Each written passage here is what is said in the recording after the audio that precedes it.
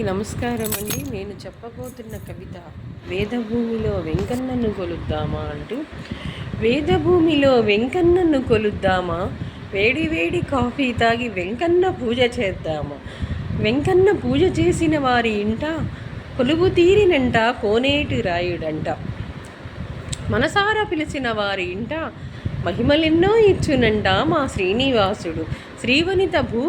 శ్రీవనిత భూవనిత పతిదేవుడై ప్రజలందరినీ చల్లగా చూసే పద్మమ్మ ప్రియనాథుని ప్రియమార పిలుచుదమా, మన ఇంటికి ప్రియమార పిలుచుదమా.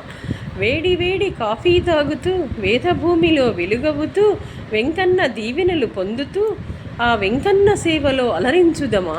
భక్తిభావంతో బ్రహ్మాండ నాయకుని, అఖిలాండ కోటి బ్రహ్మాండ నాయకుని పూజించుదమా. కోలాటాలతో చక్క భజనలతో స్వామివారి సంకీర్తనలు చేద్దామా.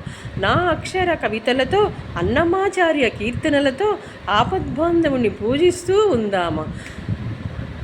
వేదభూమిలో వెంకన్నను పూజించుట ఎంతటి భాగ్యమో, ఆ వెంకన్న దీవెనలు పొందుతూ వేదభూమిలో వెలుగవుతూ ఉండాలి మీరందరూ.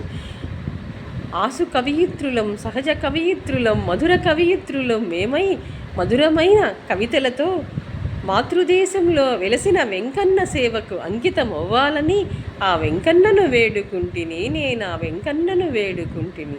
పాలకులు చల్లగా ఉండాలని, ప్రజలందరూ ఆరోగ్యంతో ఐశ్వర్యంతో సిరి సంపదలతో ఉండాలని, శ్రీనివాసుని సిరి సంపదలు ఇవ్వమని, నా ప్రజలందరినీ చల్లగా చూడమని పద్మమ్మ ప్రియనాథుని వేడుకుంటుని అంటుంది మాధవి సహజ కవయిత్రి గుంటూరు.